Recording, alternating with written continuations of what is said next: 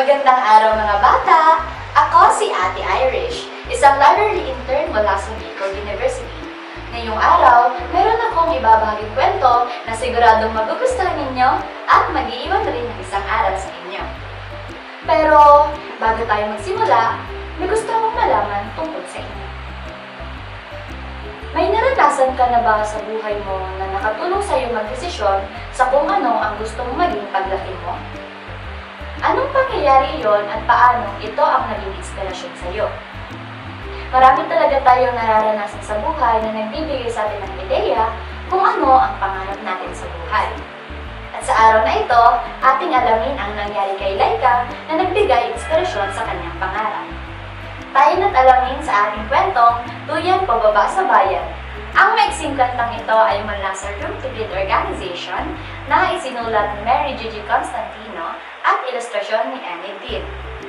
Gusto mo na bang marinig ang kwento? Tara't magsimula na tayo! Laika! Aray! Napilayan ako! Ang sakit! Kailangan akong isakay sa duyan papunta sa ospital ng bayan. Sana'y malapit lang ang ospital sa amin. Brrrt! Ang baho ng utot ni tatay! Sana'y matanggal ng bayabas ang sakit sa binti ko. Sana'y diwata ako na kayang magpagaling ng pilay. Siguro'y pupunta rin sila sa ospital. Di mga ibon, magpapagamot sa bayan. Sana'y malapit na ang ospital. Sana'y nakakalipad na lang din kami papuntang ospital.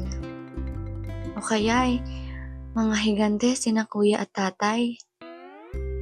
Nandito na kami! Alang araw, gagawa kami ng ospital na malapit sa amin. At ako ang magiging doktor. Kay gandang pangarap!